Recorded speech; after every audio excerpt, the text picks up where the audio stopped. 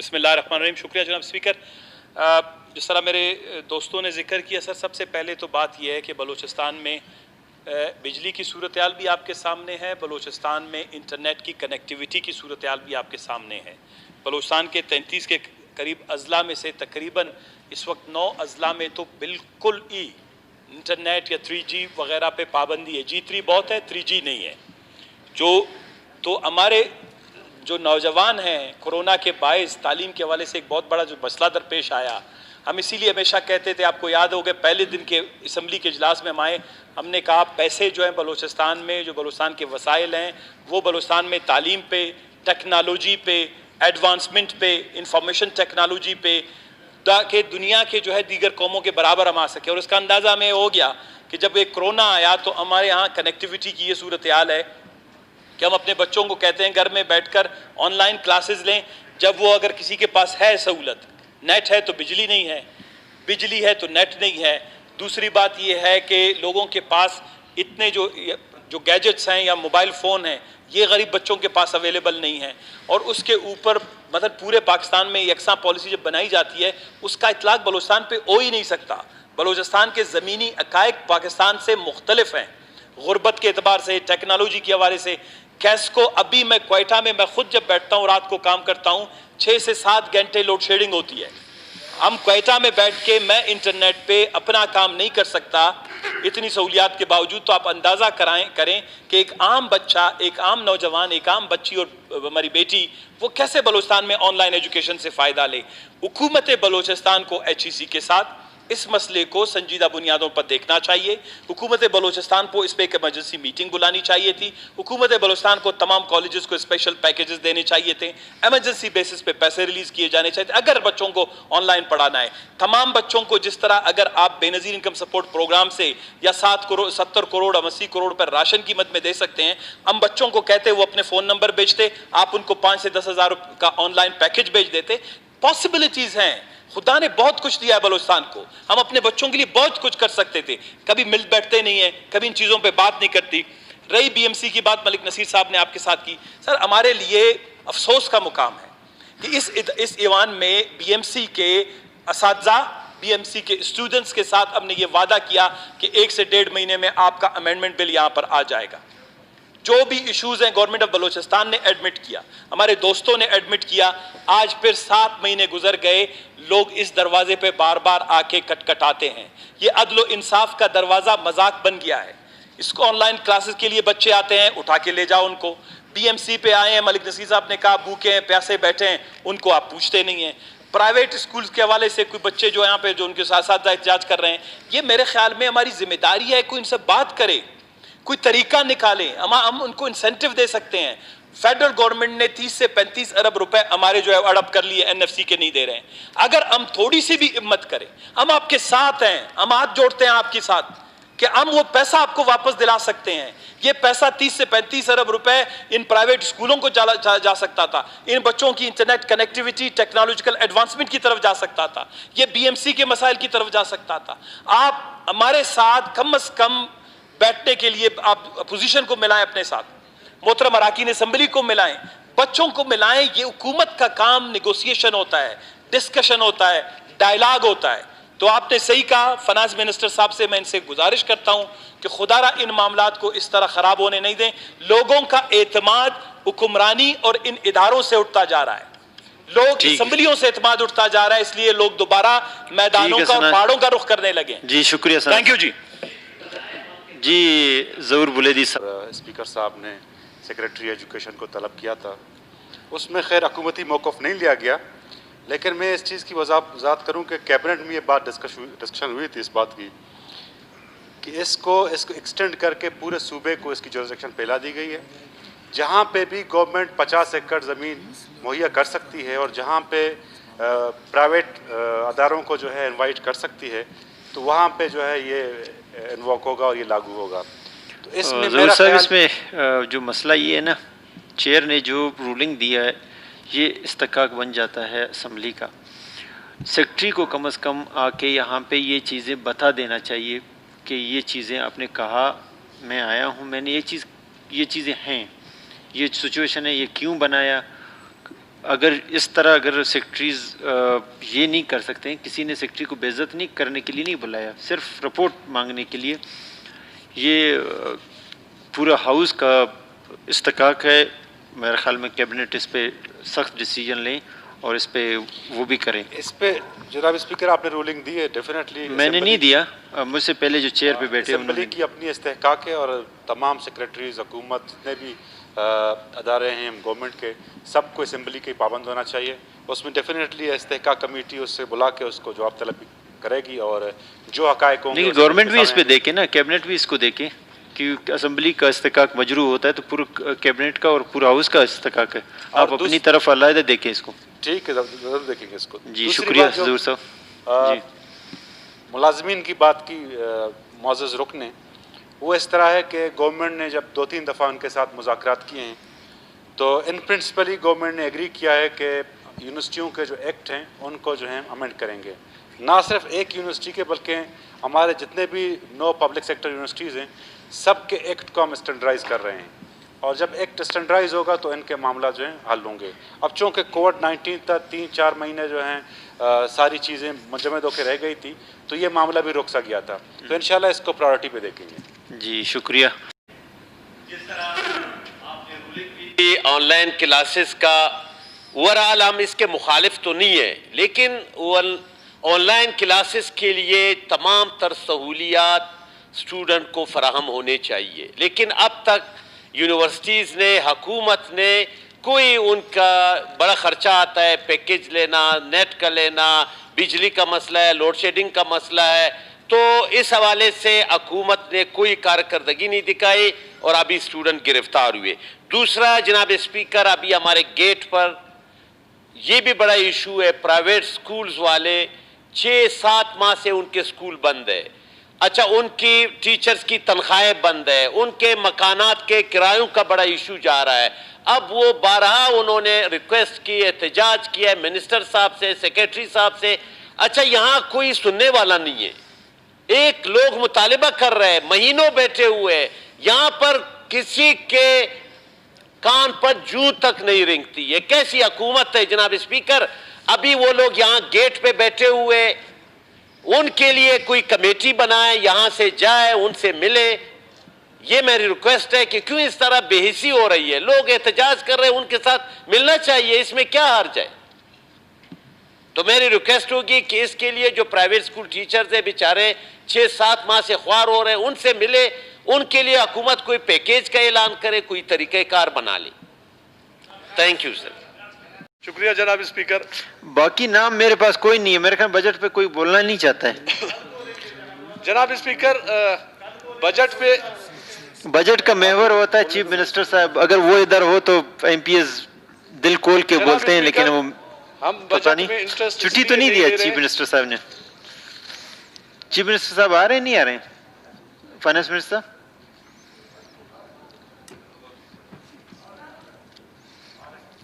जनाब speaker, session तो खत्म हो रहा है। बोलने का किसी का दिल इसलिए नहीं कर रहा है कि न कोई नोट करने वाला है, न कोई जवाब देने वाला है।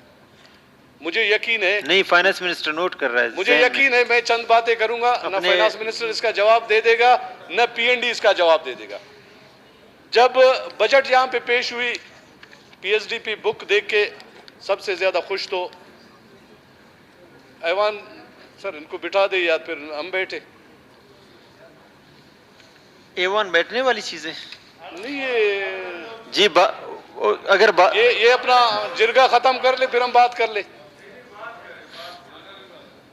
तो जनाब स्पीकर साहब, जब बजट पेश हुआ तो पीएचडीपी बुक देख के सबसे ज़्यादा खुश मैं हो गया कि मेरे डिस्ट्रिक्ट में, मेरे हल्के में बहुत सारे स्कीमें आ गए।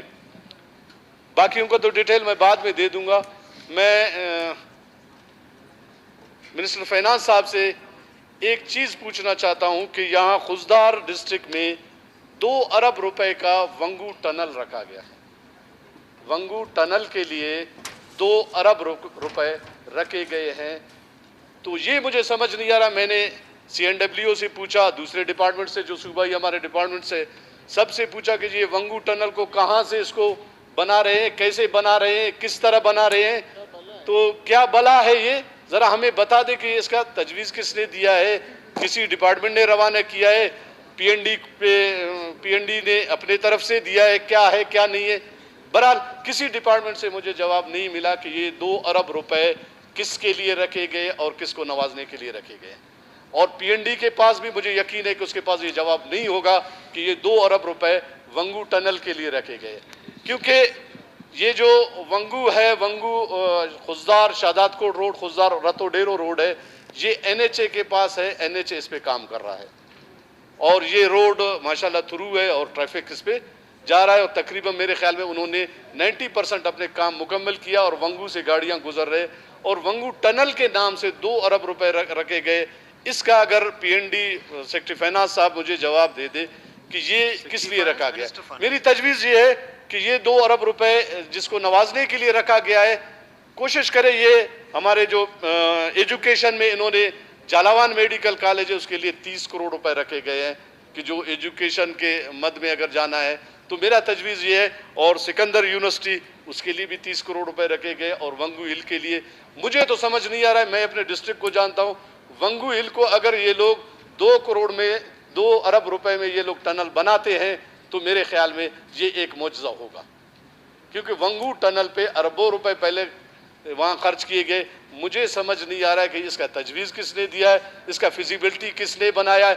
अगर किसी ने बनाया है सूबाई किसी डिपार्टमेंट, मैंने तो सबसे पूछा कि उन्होंने कहा कि हमें पता नहीं, ये आप पूछ ले पीएनडी से। पीएनडी को भी मेरे ख्याल में कोई पता नहीं होगा। सेक्रेटरी फाइनेंस साहब, मिनिस्टर फाइनेंस साहब बैठे हुए, मेरे ख्याल में उसको भी इसका पता नहीं होगा। रोड है एनएचए का, पैसे रखे सूबाई गवर्नमेंट की तरफ से, और वंगू टनल मेरे ख्याल में पॉसिबल नहीं है कि 2 अरब रुपए में अगर ये बन जाता है, ये मौजज़ा अगर ये सूबाई गवर्नमेंट कर सकता है हमारे पीएनडी का, तो मेरे ख्याल में हमारे पीएनडी में फिर बड़े बड़े लोग बैठे हुए, बहुत अच्छी तजावीज़ इन्होंने दी है। और सेक्रेटरी फाइनेंस, मिनिस्टर फाइनेंस साहब, मेरा तजवीज़ ये है कि ये जो पैसे जिस बंदे को नवाजने के लिए रखे, जिस मकसद के लिए रखे, किसको नवाजने के लिए रखे जी, किसको नवाजने के लिए रखे, आगे बता दूंगा सर, बता दूंगा। इसके लिए भी कोई परेशानी नहीं।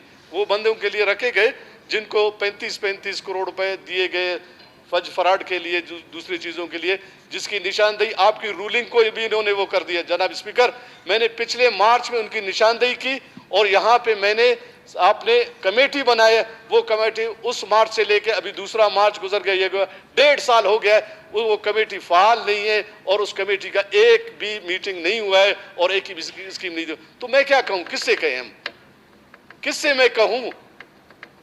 मैं बाकी चीज़ों पे नहीं आते हूँ, बाकी चीज़ों पे क्या दिया है क्या लिया है। मुझे वंगू टनल के बारे में ये लोग बता दे, वरना इन पैसों को मुझे ये कि हमारे एजुकेशन में दे दे, हमारे हेल्थ में दे दे। हमें हेल्थ में कुछ नहीं दिया है और यहाँ कहा जाता है कि जी इसके लिए ये क्या शुम बीमारी था, कोरोना के लिए जी 4 अरब रुपए रखे गए। कोरोना में हमारे डिस्ट्रिक्ट में खुजदार में एक मरीज जो कमिश्नर का ड्राइवर था उसको इन्होंने इलाज किया है। बाकी हम पे तो एक मेरे ख्याल में स्प्रे की गोली भी हमें नहीं दिया। मुझे भी कोरोना हो गया, हमारे दूसरे साथियों को कोरोना हो गया। तो ये पैसे किसके पे खर्च कर रहे हैं? आप रिकॉर्ड मंगवा दे, क्वारंटाइन एक बंदे को किया, वो कमिश्नर साहब का ड्राइवर था, आखिर में वो भी वहीं से इनसे भाग गया। वो भी भाग गया कि जी यहाँ न इलाज है, न कोई पूछने वाला है, न कोई खाना दे रहा है, न कोई चाय है, न कुछ है।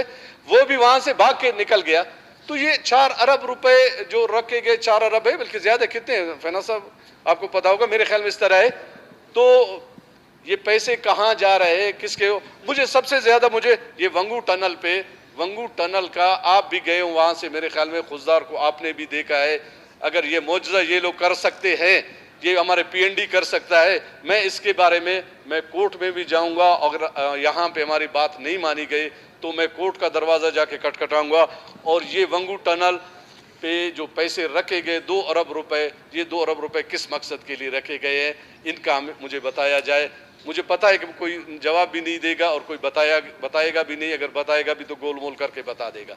तो इसके बारे में मैं आगे भी जाऊंगा। मेरी गुजारिश ये है कि आपसे, आप इस पर कोई अच्छी सी रूलिंग दे दे कि इसके बारे में कम से कम 2 अरब रुपए हमारे बलूचिस्तान के ज़ाया नहीं हो। 2 अरब कोई छोटी रकम नहीं है कि जो 2 अरब रुपए को एक पहाड़ पे लगाया जाए और वंगू टनल बना जाए। वो एनएचए का रोड है, एनएचए उस पर काम कर रहा है। ये बेसेमा से लेके खुजदार, खुजदार से लेके रतो डेरो तक, और उस पर काम का ये सीपेक का नाम ये लोग दे रहे हैं, इस पर काम हो रहा है। और वंगू जो है ना थ्रू है, उससे गाड़ियां जा रहे हैं और लोग भी जा रहे हैं।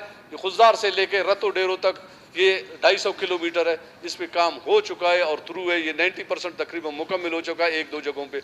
ये मुझे समझ नहीं आ रहा कि ये 2 अरब रुपए वंगू टनल का, इस पे ज़रा मुझे क्लियर किया जाए। मेरा तजवीज़ ये है कि इन पैसों को हमें एजुकेशन में, हेल्थ में दे दे, हमें वाटर सप्लाई में दे दे, किसी और मद में दे दे, ताकि लोगों को फ़ायदा हो। जी शुक्रिया। शुक्रिया जनाब। जी फाइनेंस मिनिस्टर साहब, आपको है या वंगू टनल एक स्कीम होगी, अगर कोई 2 अरब रुपए ऑलरेडी NHA के स्कीम है, फिर उसको देख लेंगे। जी इसको देख लें। अब क्या इसकी वो बजट डिस्कशन है, लेकिन 2 अरब रुपए एक चीज पे ज़ाया तो नहीं हो जाए। अगर ज़रूरत है तो ज़रूरत है। जो हमारी मुअज़्ज़ज़ अपोजिशन अराकीन की जो तजावीज़ हैं, उनकी जिस तरह यूनुस साहब ने जिस तरह वंगू टनल के बारे में जो है अपने खदशात का इजहार किया, वो इस पे जो है हम नोट कर रहे हैं। तो जो फाइनल डिस्कशन होगी, फाइनल जो मेरी स्पीच होगी या CM साहब की स्पीच होगी, तो उसमें उनको जो है हम मुतमईन करेंगे। ठीक, थैंक यू फाइनेंस मिनिस्टर साहब। बिस्मिल्लाहिर्रहमानिर्रहीम।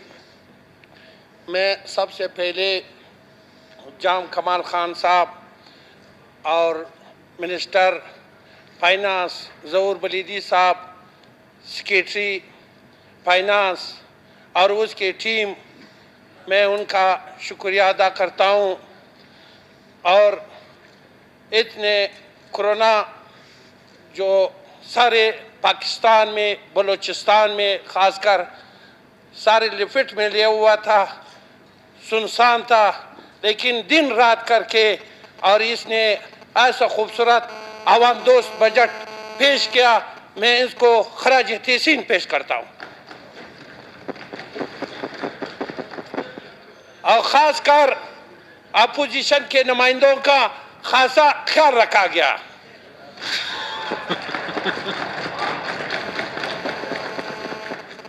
जनाब स्पीकर, मैं आपका शुक्रिया अदा करता हूं और मिलजुल करके ये असम्बली चलाएंगे।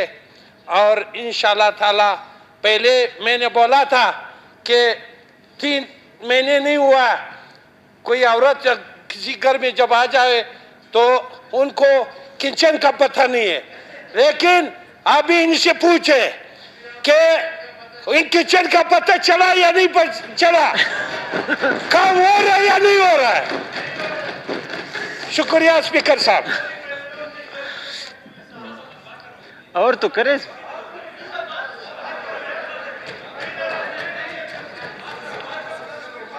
पॉइंट बताएं कौन सा।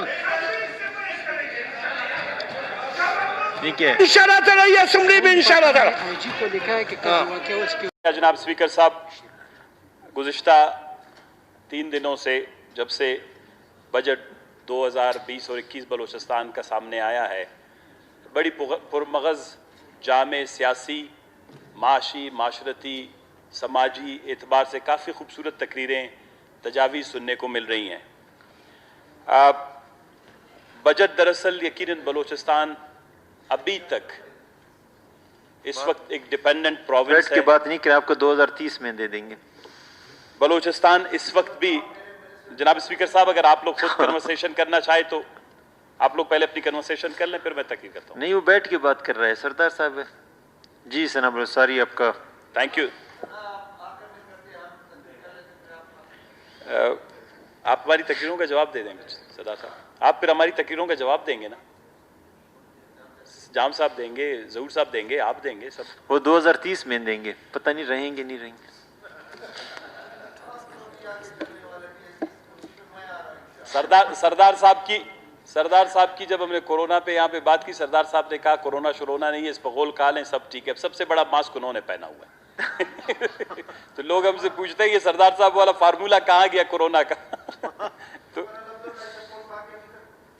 तो शुक्रिया जनाब स्पीकर। मैं चलो अभी नीचे तक तो आ गए। इस वक्त बलूचिस्तान में काफ़ी दिनों के बाद हमारा बजट इजलास हुआ है। बलूचिस्तान में काफ़ी और भी सियासी मसाइल, इस दरमियान में सियासी और समाजी मसाइल रूनुमा हुए। बिलखुसूस तुर्बत में डन्नुक का वाक़या है जिसने पूरे बलूचिस्तान की सोसाइटी, बलूचिस्तान के समाज को हिला के रख दिया। कोरोना के ख़तरात के बावजूद बलूचिस्तान में नौजवान, सिविल सोसाइटी, बल्कि सियासी जमातें इतनी सरगर्म नहीं थी, लेकिन सिविल सोसाइटी ने उठकर इस इंसानियत सोज वाक़े के ख़िलाफ़ सबसे भरपूर एहतजाज रिकॉर्ड करवाया।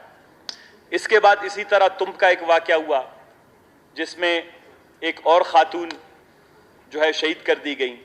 पहले वाले वाक़े में एक ख़ातून शहीद कर दी गई, उसका बच्चा ज़ख्मी हुआ। इसके अलावा क्वेटा में बिलाल नूरजी का वाक़या हुआ। और यकीनन इस बजट में एक बहुत बड़ा कंपोनेंट नवाब साहब ने जो सुबह तकरीर की हमारे लॉ एंड ऑर्डर के हवाले से है। तकरीबन बलूचिस्तान के बजट का अच्छा खासा हिस्सा जो है वो अमन व अमान पे 60 से 70 अरब रुपए के करीब साल के आखिर तक जो है वो खर्च कर देते हैं। मैं सिर्फ कल परसों ये एक और वाक़या जब यहाँ पे हमारी असम्बली के सामने हुआ, हमारे बच्चे और बच्चियाँ वो बाहर आईं, उनके एहतजाज बहुत ही मुनफरिद था। वो ये कह रहे हैं कि हमें अच्छी तालीम चाहिए, हमें ज़्यादा देर बिजली चाहिए ताकि हम उस रोशनी के ज़ेर साया बैठ के पढ़ सकें, हमें दुनिया में जो मौजूद जो कौमें या उनके बच्चे या उनके तालिब इल्म फ़ायदा उठाते हैं, एक अच्छी इंटरनेट कनेक्टिविटी चाहिए, हाई स्पीड इंटरनेट कनेक्टिविटी चाहिए। 3G है, 4G है, या इससे भी बेहतर अगर हो सकता है, ये हमें फ़राम करें ताकि ये जो 5-6 महीने हमारे तालीम के ख़राब हुए हैं, लेकिन बदकिस्मती से फिर इसी अदल के दरवाजे के सामने उनके साथ जो रवैया रखा गया वो हम सब के लिए काबिल अफसोस है। मैं मशकूर हूँ, हुकूमत ने भी उसका फौरी तौर पर नोटिस ले लिया, हम अपोजिशन भी उसमें गए, हुकूमत ने भी इस चीज़ का इतला किया, जो लोग इस वाक़े में मुलव्विस थे उनके खिलाफ कार्रवाई का भी हुआ। लेकिन मैं सिर्फ एक छोटी सी बात करना चाहता हूँ, जाम साहब आपकी तवज्जो थोड़ी सी चाहिए। जब एक डॉक्टर के पास कोई मरीज जाता है, उसको ये पता नहीं होता कि वहाँ उस वक्त मरज़ क्या है।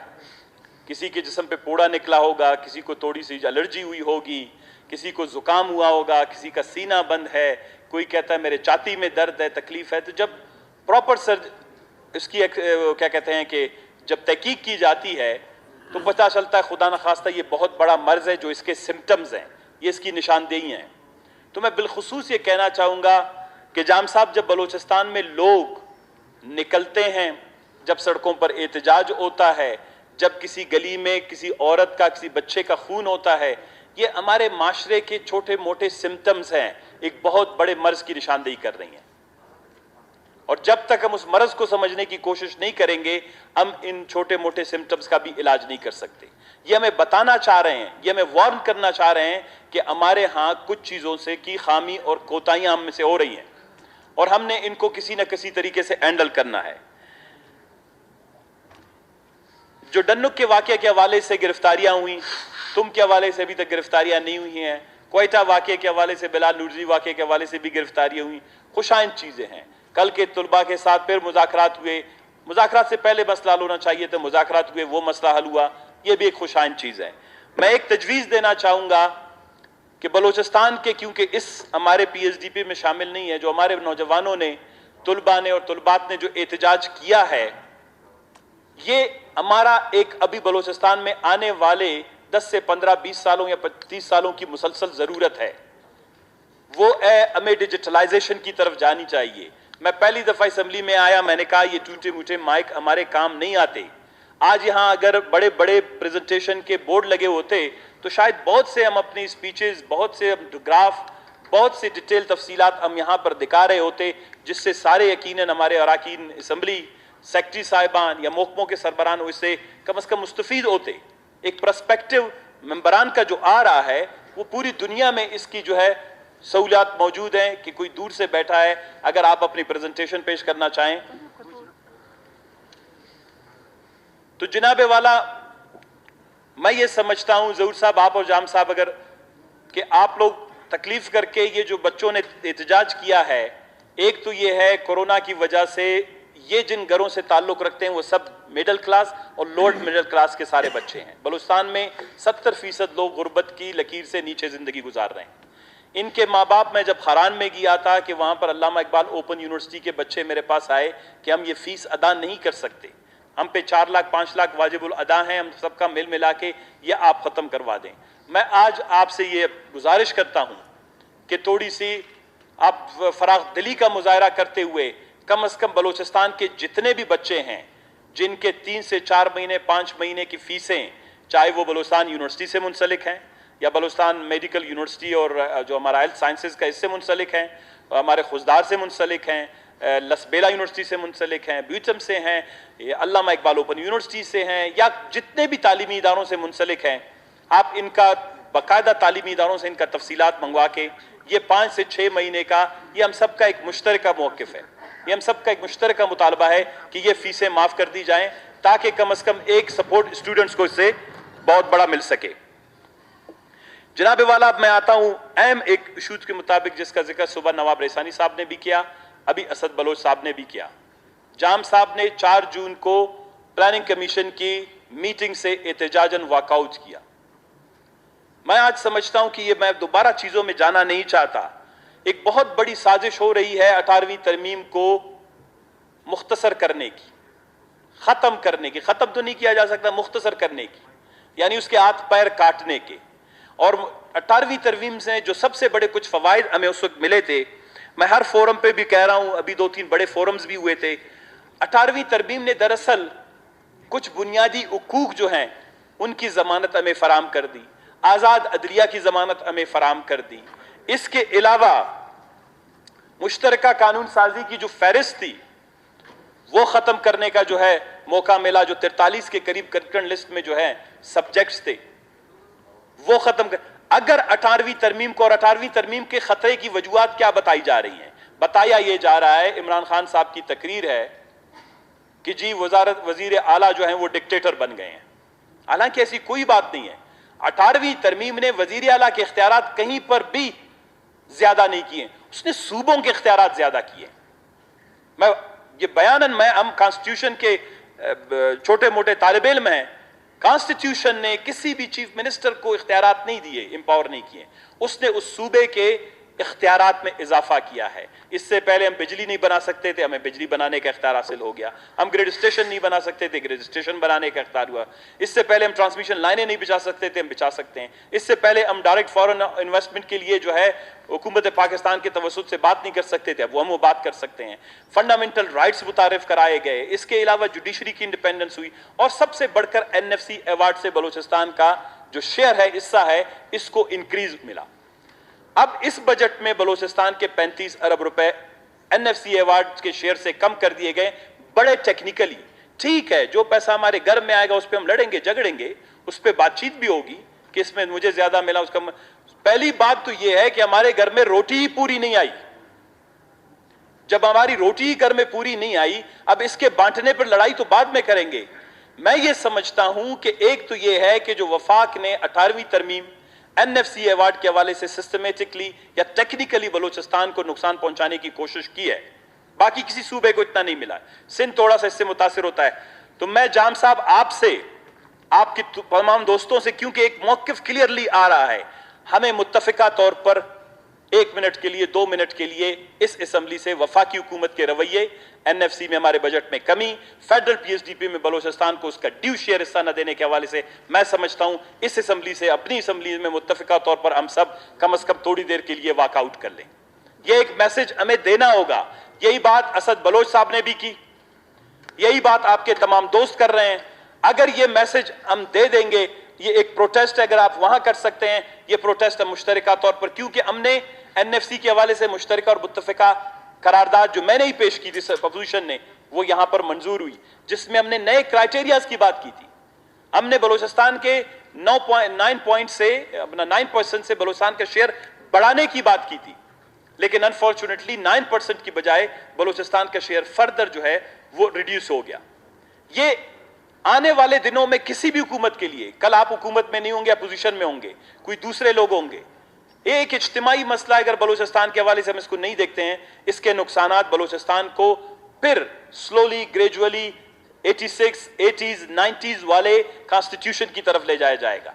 हो सकता है कॉन्स्टिट्यूशन में तब्दीलियां नहीं की जाएंगी, लेकिन टेक्निकल ईयर फोरम पे बलूचिस्तान को इसका नुकसान उठाना पड़ेगा। बिस्मिल्लाहिर्रहमानिर्रहीम। शुक्र, आवाज आ रही? जी आ रही। शुक्रिया जनाब स्पीकर, आपने बात करने का मौका दिया। सबसे पहले तो मैं जाम साहब का, उसके टीम मेंबर्स का, PND का, हमारे बुजदार साहब उनके साथ थे, फाइनेंस मिनिस्टर सबका शुक्रिया अदा करता हूँ एक आवाम दोस्त बजट पेश करने पे।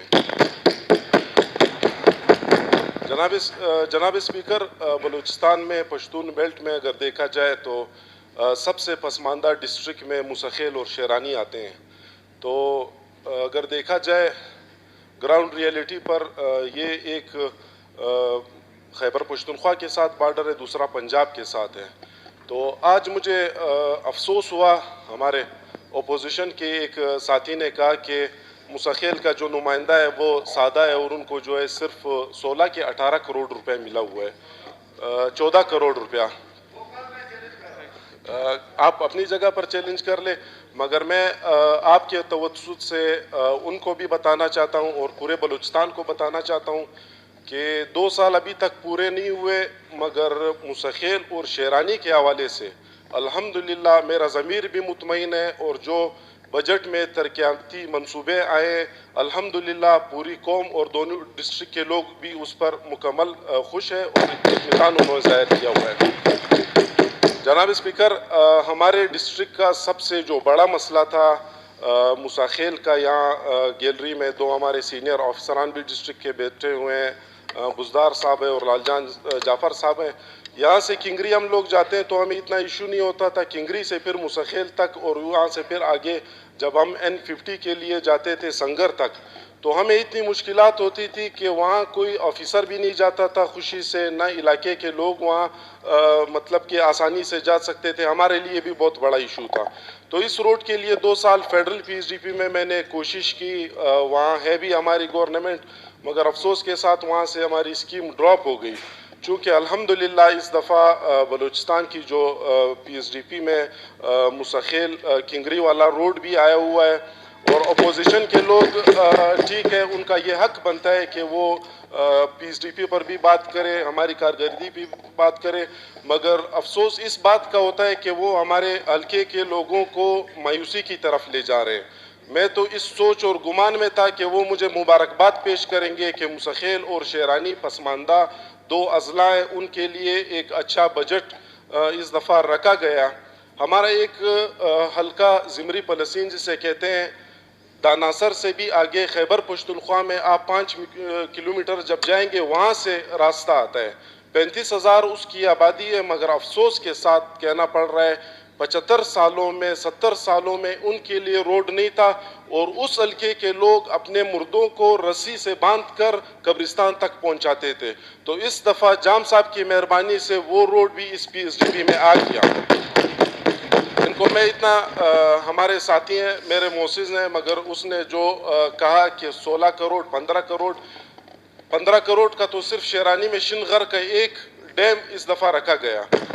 हमारे भी कुछ इस तरह के स्कीमात थे जो ड्रॉप हो गए। यकीनन हालात जो चल रहा है पूरी दुनिया में कोविड-19 की वजह से, हमारी आगे भी यही कोशिश रहेगी कि हल्के के हवाले से जाम साहब को मैंने ये बताया था कि शेरानी में हमारे लिए गर्ल्स कॉलेज बहुत ज़रूरी है, इस दफ़ा ड्रॉप हो गया, मगर फिर भी हमारी ये कोशिश है कि हम आगे उसको जो है PSDP में डाल दें।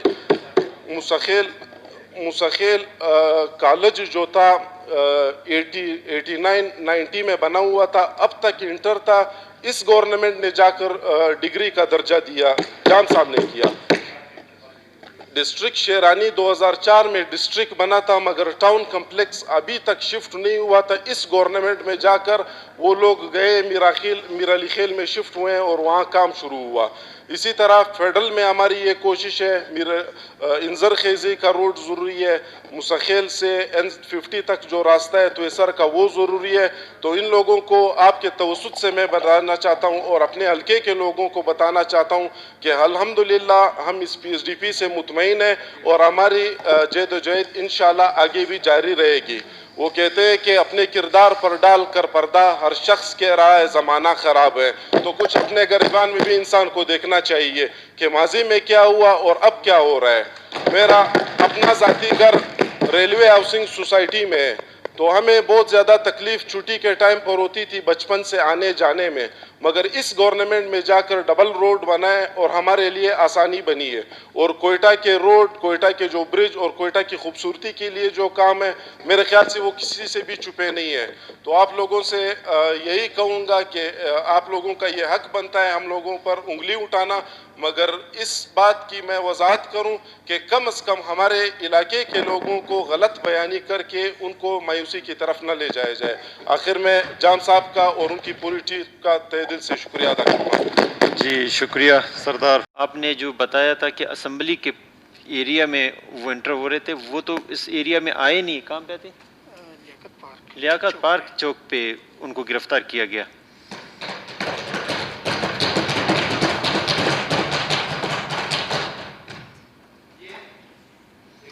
जी इसका फिर आप वो ले लें और इसका डिटेल भी ले, क्योंकि फ्लोर को गुमराह नहीं करें, फ्लोर को मैं वजाहत कर दूं। बिल्कुल बिल्कुल मैं इस चीज को, ये रिटर्न में मेरे पास एक जिम्मेदार पुलिस अफसर का चिट है, ये आप इस पे करें कि क्योंकि हाउस को गलत इंफॉर्मेशन देना ये भी इस्तेकाक है। मौजूद है वो एक एसपी रैंक का बंदा बैठा हुआ है, वो तो बैठा। एक मिनट चाचा, एक मिनट मुझे बात कंप्लीट कर लें देना, फिर आप बोलें। सर असेंबली को गुमराह करने की कोशिश करेगा, उसके लिए चेयर सजा तजवीज करने करते हैं। बिल्कुल हम इत्तेफाक करते हैं। देखिए जनाब स्पीकर, एक मोजेस मिनिस्टर को फ्लोर पे जो कुछ कहेंगे वो रिकॉर्ड होगा। मोजेस मिनिस्टर को एक गलत रिपोर्ट एक चिट पे लिखकर कोई भी सरकारी ऑफिसर अगर ये हरकत करेगा, चेयर को, इस मोजेस ऐवान को और एक मिनिस्टर को गुमराह करके एक गलत बयानी करवाने की कोशिश, गलत बयानी करवाने की कोशिश करेगा जनाब स्पीकर, उसके लिए चेयर रूलिंग दे, उस ऑफिसर को फौरन मुअत्तल करके उसके खिलाफ इंक्वायरी स्टार्ट। चाचा मुझे मैं आप ही की बात, जनाब स्पीकर साहब मैं आपको दिखा रहा हूँ, ये मैं इसको प्रॉपर्टी ऑफ द हाउस बनाना चाहता हूँ, आपके पास भिजवा रहा हूँ, आप एक्सप्लेनेशन करें। अगर उसने गलत बयानी की है और गलत दिया है, आप जी सेक्रेटरी साहब इसको अपना उसका प्रॉपर्टी बनाए, आइंदा हाउस बनाए।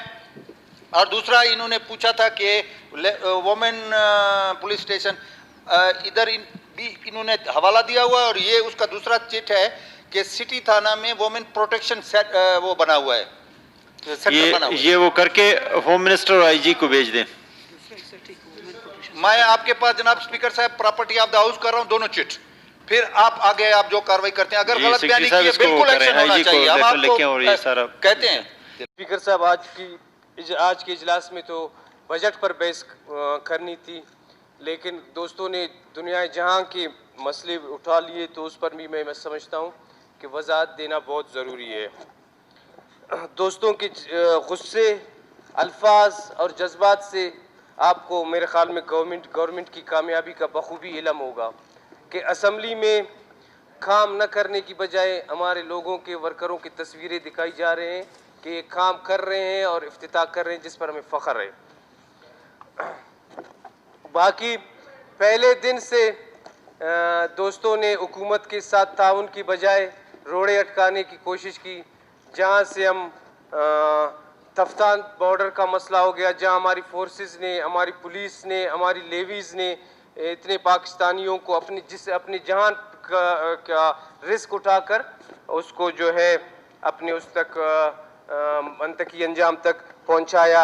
उसके बाद बहुत अफसोस से मुझे कहना पड़ता है कि बजट इजलास के दिन वो हजरात, वो हुक्मरान इस हुकूमत के बारे में गैर पार्लिमानी अल्फाज इस्तेमाल करते, जो मेरा ज़मीर इजाज़त नहीं देता है कि मैं किसी के लिए इस्तेमाल करूं, कि जिनके दौर में यहाँ कोयटा के बासी शहीद होते थे तो कहा जाता था कि इनको टिश्यू पेपर दो, वो भी आज उस हुकूमत पर तनकीद कर रहे हैं जिसने साने हज़ार टाउन जैसे जालिमों को 24 घंटे से पहले पकड़ा, जिसने साने डनुक जैसे जालिमों को, तमाम इश्तिहारी अफराद को पुलिस ने जो है जो नॉमिनेट थे या नॉमिनेट नहीं थे, सबको 24 घंटे 48 घंटे में पकड़कर सुरखरू हो गए। तो मुझे फ़ख्र है कि हमने मुल्ज़िमान पकड़े हैं, हमने शहीदों पर तंज नहीं किया है। बाकी मौजूदा बजट के हवाले से मैं बताऊं कि जो मेगा स्कीम्स थे अल्हम्दुलिल्लाह हमने बिला तासुब बग़ैर पूरा बलूचिस्तान हमारा है, जहाँ से अपोजिशन जीती है वो हल्के भी हमारे हैं, वहाँ के लोग भी हमारे हैं। तो हमने वहाँ जो वज़ीर आला साहब की तरफ से प्रोविंशियल हमारे बजट्स में जो स्कीम्स थे वो हमने इक्वली तमाम डिस्ट्रिक्ट्स में तकसीम किए हैं। बाकी अपोजिशन दोस्तों के साथ हमारी बातचीत हुई है। बातचीत में कुछ मसले मसाइल उनके कुछ तहफ़्फ़ुज़ात को मैं दुरुस्त समझता हूँ, उनसे हमारी बात हुई है, उनसे हमारी ज़ुबान हुई है कि ये जो है बजट में ये चीज़ें इस तरह आपके जो इसकी तजावीज़ हैं उस पर मैं समझता हूँ कि ना वज़ीर आला का कसूर है, ना अपोजिशन का कसूर है, ना हमारा कसूर है। वो मुज़ाकरात इतने हम तूल देते गए कि उसमें बजट के आने के दिन प्रिंटिंग में भी मसले हो सकते हैं कुछ भी, लेकिन हम अपने उस कमिटमेंट पर अभी भी कायम हैं। इधर बलूची का बात किया गया, हर चीज़ पर पश्तो का बात किया गया, एक ज़ुबान हमने किया है उस पर हम कायम हैं। उसमें आपकी कमज़ोरी गलती की वजह से जो चीज़ें तजावीज़ रह गई हैं या जो हमारी कमज़ोरियों की वजह से, उस सब का हम जायज़ा ले रहे हैं। हम आपके साथ कल भी बैठे थे, आगे भी हमें आपके साथ बैठना है, आगे भी आपके साथ जो है मुज़ाकरात करने हैं। हम राय फरार नहीं इख्तियार करते कि हमने आपसे बात नहीं की है, हम उन चीज़ों का जायज़ा ले रहे हैं और आपको हम उस पर ज़रूर मुतमईन करेंगे। तो इस अवामी बजट बनाने पर मैं वज़ीर आला बलूचिस्तान, उनकी टीम को, प्रिंसिपल सेक्रेटरी साहबों के आदिल बुगटी साहब, अब्दुर्रहमान बुज़दार साहब, चीफ सेक्रेटरी साहब, ज़हूर बुलेदी साहब, नूरुल हक साहब, इनकी सारी टीम को मुबारकबाद पेश करता हूँ कि उन्होंने इस बजट में बलूचिस्तान के जो लोगों के अहम मसाइल थे उनको एड्रेस किया है और एक तारीख़ी बजट बलूचिस्तान के लोगों को दिया है। बहुत शुक्रिया आप।